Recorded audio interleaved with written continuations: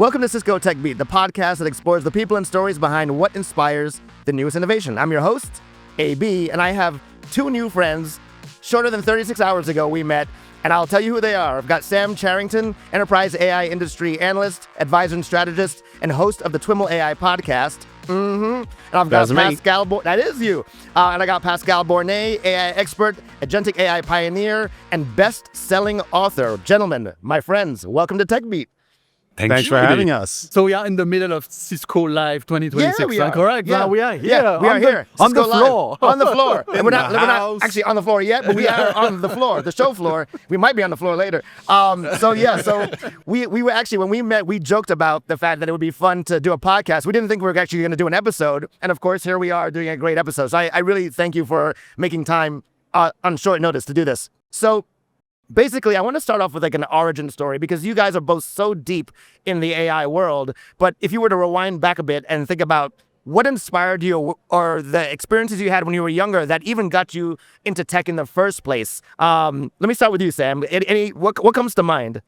I'm a Star Wars era kid, so I've been long enchanted with the idea of intelligent machines that, support us, help us achieve our goals, help us be superheroes. That's right.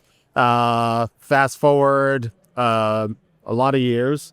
I got re-exposed to the idea in grad school through just a book I happened to come across. I think it was Scripts, Goals, Plans, and Understanding by Roger Schenck. Okay. And I've been keeping an eye on the technology ever since. And 10 years ago, I saw the writing on the wall. That's and right. started a podcast about it to really force myself to stay up to date. Yeah. And here we are. Here we are. I love it. I think Star Wars was probably a big influence on a lot of people who ended up getting into tech. Of a certain age. Of a certain age, of a certain pedigree. No, hey, Pascal, how about you?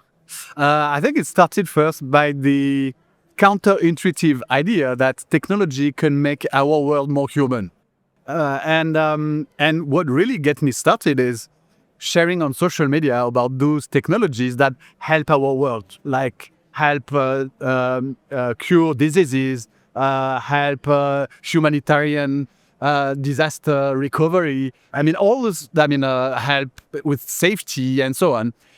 So sharing about this on social media was something very, very important for me because I think that's meaningful and that's a vision that inspires me. Right.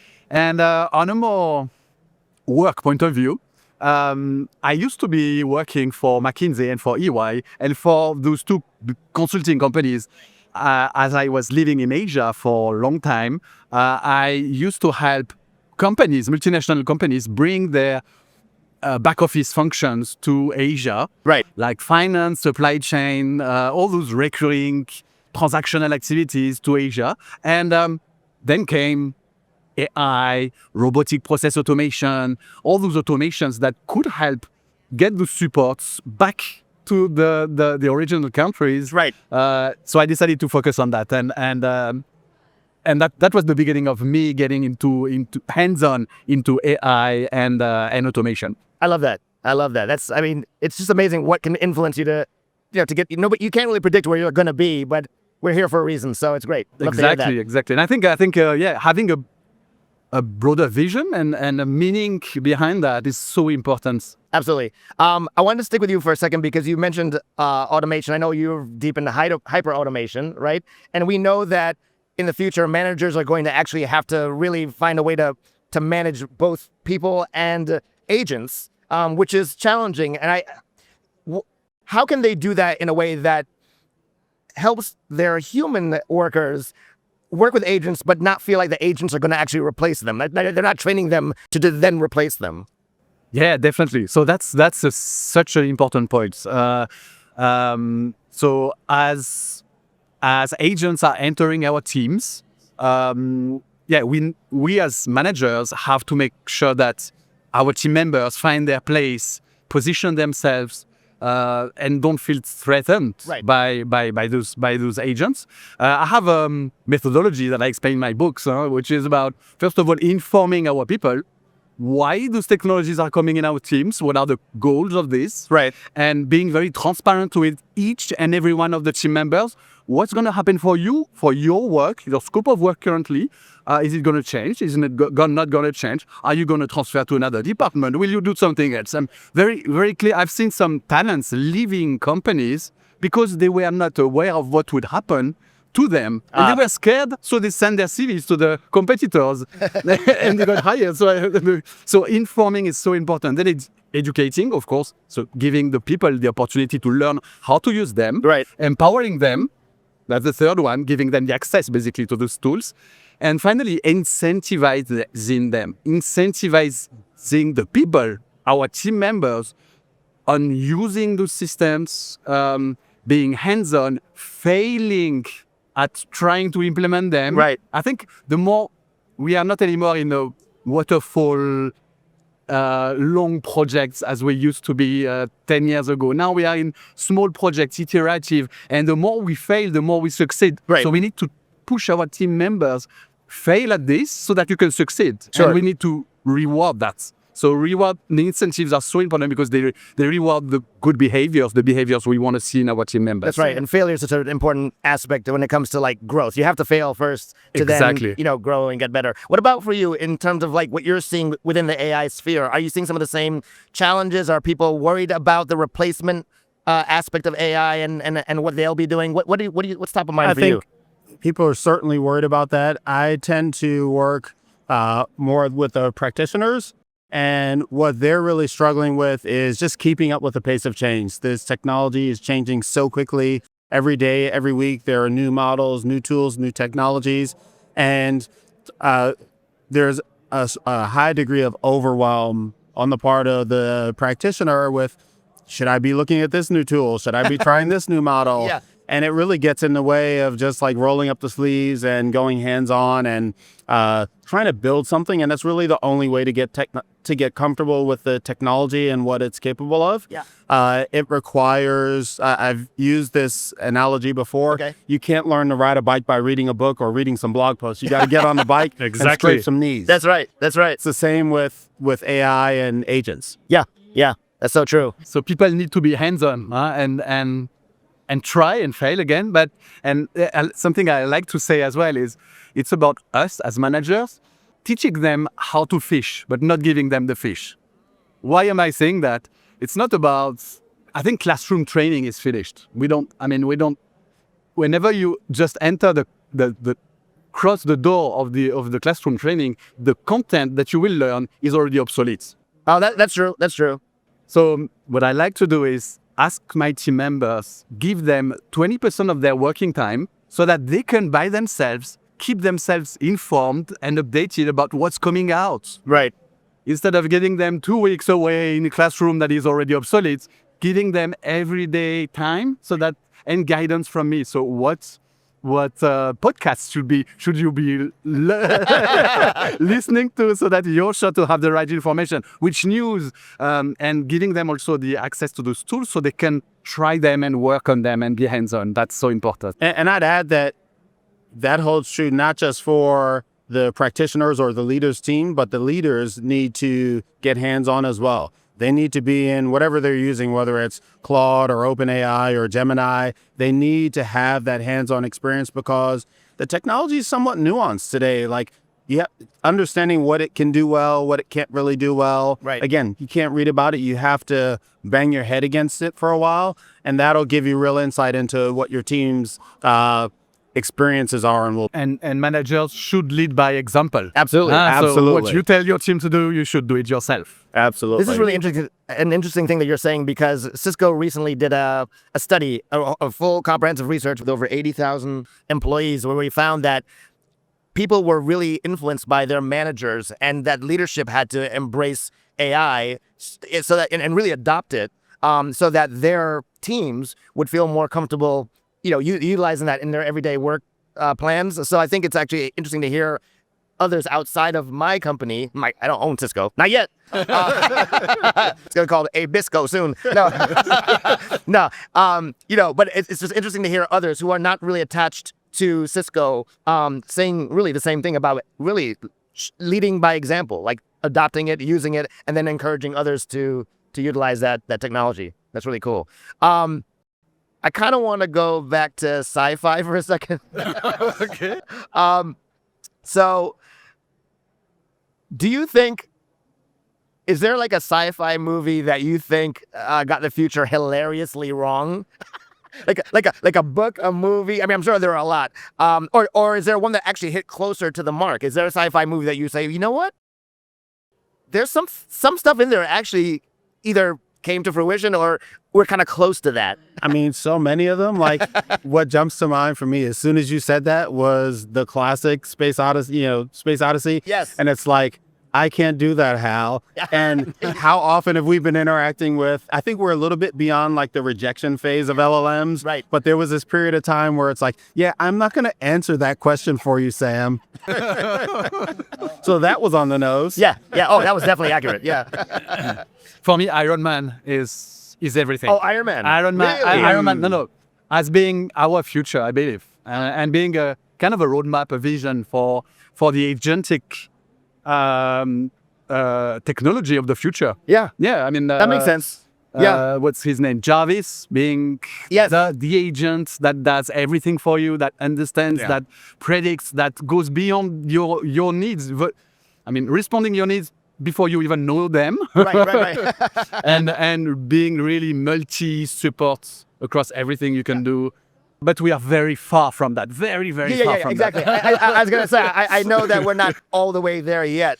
No, but some people might believe we are already there with a few agents doing things for us. Yeah. That's true. And I think it's really misleading and bringing a lot of companies into trouble. Yeah, I can see that.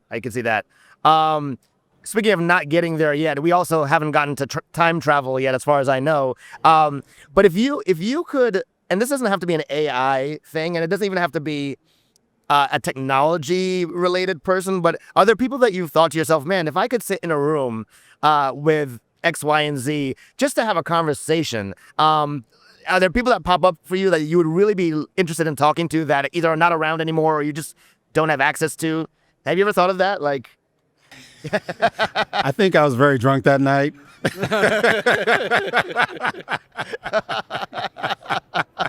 oh man. Embracing humility, there are lots of people that I would have liked to have had the opportunity to speak, going as far back to, ancient Egyptian scientists, the Greeks, even I started a podcast so I can sit down with people who have been doing amazing things and talk to them, and even sit down with people who I feel like are doing amazing things that don't get enough amplification. That was really a core value, or is a core value for the podcast, is kind of amplifying innovation that, may not be known. Sure. So I think I will, certainly co-sign the, conversation as a way to like understand and share innovation. Yeah. I think it's super important. Absolutely. I totally agree. I know it's a very broad question, so I mean, you could go in any direction. How do you answer that? My answer would be maybe meeting with Gita, the ancient Hindu, or Jesus, or right. Socrates, or yes, ancient philosophers. Anyone who can impart some wisdom. Exactly, that can explain where we are today, and I'm sure they would have great insight on how to make our world move today. Yeah, I think you're right. Because a lot of what they've told us is still valid today and completely relevant, and we could apply it. So if they were here, the amount of insight they could give us could be absolutely. Well, speaking of the ancient philosophers and whomever, that was a very analog world, and I kind of want to dive into the analog world for us. What I mean by that is, let's remove ourselves for a second from technology. What is a ritual, or what are habits or hobbies or loves, passions that you have that are in the analog world that bring you balance, bring you joy, or just, make you feel human again? Anything come to mind? Definitely. I call it those reset activities. Yes, there we go. You go detox, you go away from your phone and from anything. I love going to music festivals. Yeah. I went to Rockville recently. Oh, that's right. We were talking about that dinner. Yeah. I mean, I'm going around the world to rock festivals, and you spend 4 days, just being high with the music. Yes, that's right. That's right. And what else? I love scuba diving. So scuba beautiful. diving is Okay. something that I do with my family, my kids, my wife. Wow. Okay. We go, the four of us, we go and explore the deep of the oceans. And over there, you don't have any reception. So Yeah. You no can't be- signal, no Yeah, signal. yeah. So, You don't want to be TikToking Yes. while you're like in a reef. Yes. Yeah. Oh, that's amazing. I love that. And how about you, Sam? For me, a few things come to mind. I enjoy outdoors activities. I think when I think of grounded, like it's being in the outdoors, hiking, kayaking. My wife and sister and brother-in-law recently did the Cotswolds Way, which is a 100-mile like walking path through Yes. the Western UK. Yes. I enjoy travel quite a bit, and in particular, I enjoy traveling in places that are non-English speaking and immersing myself in, those languages. And prior to like cramming those languages and like trying to communicate with, folks that I wouldn't otherwise be able to communicate with. Yeah, for sure. But I think in terms of like my daily reset activity, it is making an espresso in the morning. Yeah, I love that. Yeah, we were talking about how coffee is definitely, and no pun intended, grounding experience. Like, that you got, that's a ritual that you just have for those of us who drink coffee, right? Or tea, but you got to have something like that in the morning. Love that. And just so you know, I do love the outdoors too. I do love to travel. I used to do music professionally, like on the engineering side and stuff. So I do believe that those kinds of things are so important. And it's nice to also work for a company that champions well-being, and it sounds like those are things that are important to you and the people that you work with and family and everything. So that's really great. Love that. I think it's a lot about being in the flow. Yes, being the in flow, the flow state. Yeah, the flow state is so important. Yeah. And being connected to the universe or to something higher Yeah, than absolutely, us. absolutely. So you host the Twiml AI podcast. I do. We talked about it a little bit, but for anyone listening who is not familiar with the show, how did that start, and what do you hope people get from that when they watch it?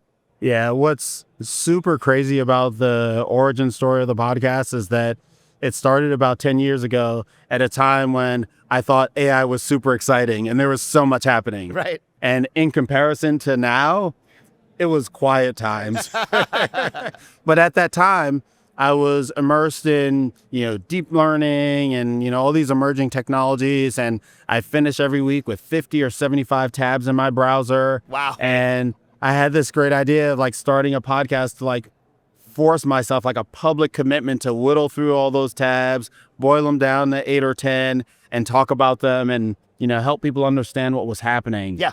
And a couple of things grew out of that. The most important was my wife said, I don't really like that you like lock yourself in your office on Friday and come out on Monday having done this podcast.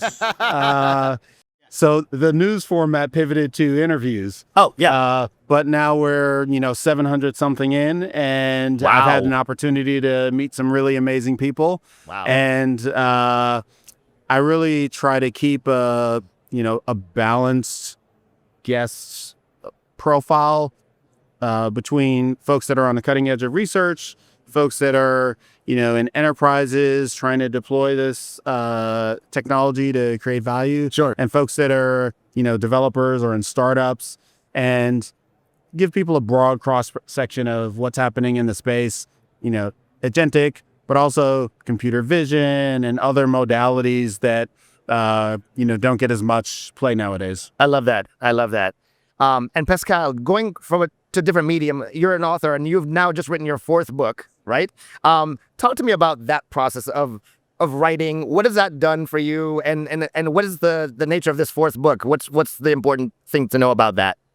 So writing books, first of all, has changed my life. I used to be a consultant for more than 20 years. And during COVID, everything paused. Most of the projects were on pause. And I was by myself in my office wondering what will I do. And I started to write down all those critical success factors that I used to tell my clients. Right. You should do this if you want to avoid that. We've seen this happening. You should not do that. Writing all this down, and then all this took form and shape into a book. Yeah. That I was thinking, next time I go to a consulting engagement, I will give the book to my clients and say, first, read the book. So I don't need to repeat all these things, and it's better explained there than I can do. Yes. And from this book that I wrote 6-7 years ago now, when I published it, I received a lot of requests from companies to come and talk about it in their companies as a keynote speaker. Right. That's why I decided to quit my job as a consultant and start working for myself, giving keynotes, sharing about it on social media. Sure. Still doing a little bit of consulting, but for myself. Yeah, absolutely. Yes. Absolutely. And so the book changed my life. Okay, so the first one changed my life, and over there, I mean, this is my fourth book today that was released a month ago. Wow. That's an opportunity. Writing a book is for me the opportunity to step back, research, talk to my clients, to the companies I help on a consulting point of view, understanding their problems, finding ways and testing with them new solutions, and sharing all this into a book that gives insight and that really helps. The purpose is really to be helpful. Absolutely. I love that. I can feel the passion for both from both of you in terms of like what you're involved with, your show, your writing, and it's nice. It's nice to be able to work on something that you actually like. Yeah, definitely. I know. And when I write, I'm in the flow state. You are definitely. You don't even know your arms moving. You're just like, It's like, no, I love that. That's great. I think to wrap up, and we talked a lot about the need for organizations and individuals to sort of not be too afraid and to adopt AI and look at it as a positive thing as opposed to it's going to replace me. If you were to give advice to, and this doesn't have to be like at the ultimate enterprise level, but anyone who is thinking about getting into AI who hasn't already and is a little bit worried about it, do you have any words of advice just that, hey, a way to start? Like, is it a slow burn? Is it a slow cooker thing they should do? Is it a blender? What would be the best way for somebody who really doesn't know a lot about AI to kind of immerse themselves within the technology? I know it's a broad thing going on, but any words of advice? Besides from listen to the Twimmel AI podcast. That's right, people. I think one thing that's kind of amazing about learning today is that you can go to your favorite AI and ask it to give you a path. That's right. And it will surface resources for you. And that can be much more customized than, any advice you would have gotten in the past. You can talk about your interests. You can talk about your experiences. First of all, you can engage in a dialogue with the AI about all of these things and get back a very customized, essentially like a curriculum, like a set of resources. And then you can iterate on that. So, I did that course that you suggested. It was great here, but it wasn't great there. Yeah, give the model some feedback and That's right. Get some different recommendations. So I think that would probably be the first thing that I suggest, but there are so many resources out there. Yeah. And it's also the barrier to getting started is very low now. So Sure, absolutely. I would also go back to roll up your sleeves, try something. Think about, what are your interests outside of AI and how they might be supported by AI. Maybe you have an idea for an app. You can go build the app now. Yeah. Just vibe code the app and see, how far you can get. That is an opportunity now that is super exciting and is new. I think that's a really great point. Finding a use case that is particular to you, because I think there are a lot of people out there who want to use AI just for the sake of using AI. But to really think about what it is you do, what might be missing in terms of gaps, how can I make this thing up-level this thing that I do or that I like? And AI is incredibly great at that. And it just takes your, just trying things. You're not going to break anything right now anyway. So, we should be fine with that. How about you, Pascal? I completely agree with you. And that's about using AI to answer the needs that all of us have. What do you need to do? And then wonder what can AI do for me to help me in achieving this goal. That's right. So the closer you are to the need and to the environment of the people where they are working or living, right, the better it is and the more value you can create from it. Absolutely. And that's valid in companies as well. Yeah. Now it's the closer you are to the work that is currently performed by people, the better the more chance you have for those people to use AI, because it's going to be useful to them, and it's not going to be a friction for them to go to the tool. Right. The tool is already in their environment. That's right. That's right. But I have a question for you. Do you think still people are wondering this question? What can I do with AI? Well, you know what it is? I have found that in talking to some of the like older generations, even people in my family and others, what I end up telling them, because I think it's the starting of the process that is sometimes a barrier. Not so much the idea that AI can do a lot of things, but they don't even sometimes know how to jump into it. And a lot of times I say to people, when you prompt, something, talk to it like a friend. Like it's not the kind of thing where it has to be so specific and formal and it requires this, that. If you really talk to it like you were trying to explain something to somebody, you have a problem. Hey, oh my gosh, I have this problem. I don't know how to do this. You can talk like that to AI. And the more you talk naturally and reveal what you really need, it's going to give you, a better response. So I think if anybody does not think that AI can do something for them in a positive way, that, I don't know. I mean, I'm not going to criticize, but it can. It can, man. Trust me. It does. I put a point on something that we kind of have talked about a little bit, and that is that there are multiple ways to use AI, but in particular, I'm trying to emphasize two different things. One is interacting with AI and kind of getting that, value from the AI itself. Right. And that can be, just talking to a chatbot, ChatGPT, whatever. That can be more an agentic experience where that thing is hooked into other things that you use and care about, and using it as a kind of a portal into, taking actions on your behalf and in these systems that you care about. But also the idea that AI can help you create things, can help you build things, it's very, very powerful. Yes. And when I think about the ways that AI has impacted, me personally and my business in particular, it's not so much that, I get to talk to this thing and it tells me, it can do research for me. That's important.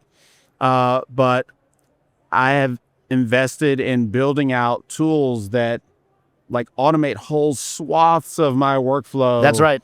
And those things, now when I launch them, they're not AI per se, but AI enabled those things. AI allowed me to create those things. Absolutely. My entire podcast production workflow now is, essentially automated with a switchboard that I created, using AI. It's incredible what you can do. And also as a bonus, you hear people talking about how much tokens cost now. Yeah. If you capture your workflows and build them into tools, you're not paying token costs every time you use them. Oh, that's true. Yeah, exactly. Which is a significant thing. Absolutely.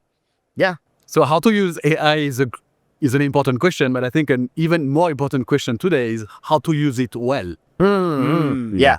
And when we see all the slop that we see everywhere, what I've called the AI obesity.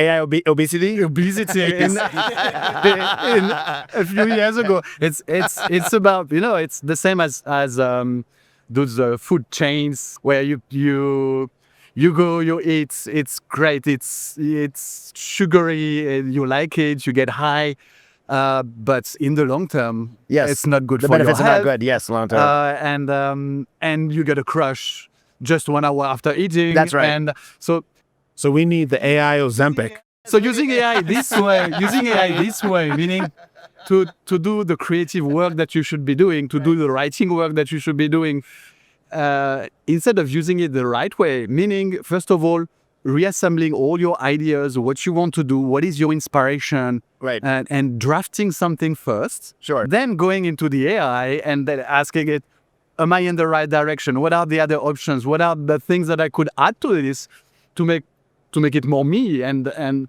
instead of going right away to the to AI and tell it, okay, create something for me. No, that's not the right way to do it. Yeah, because it should require some forethought.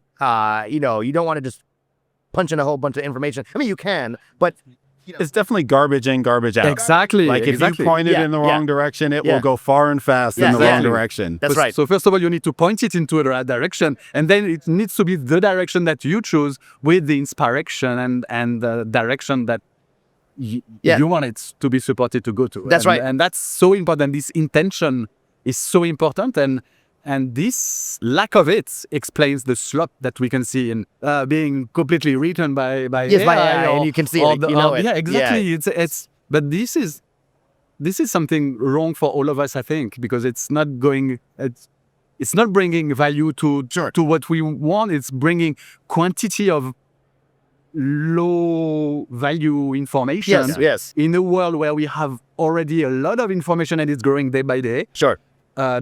We don't need that. We don't want that. We need to go way of AI obesity, and we need to be AI wise. Yes, right. I think intention, but also iteration, meaning it's not to, one shot some output by giving it some direction and then taking that and post it right on LinkedIn. Yes. It's working with the AI as part of a process to really express yourself and achieve whatever goal you're trying to achieve, as opposed to, again, trying to produce some slop. Yeah, I love that. This is fantastic advice. And actually, I think this is a perfect place to kind of bookend the conversation. Gentlemen, my friends, I'm so happy we made this happen. This was not planned, but I'm so glad we did it. Sam, Pascal, thank you so much for joining me on the show. Look forward to hanging out beyond this not even an interview, this session, this friendly chat.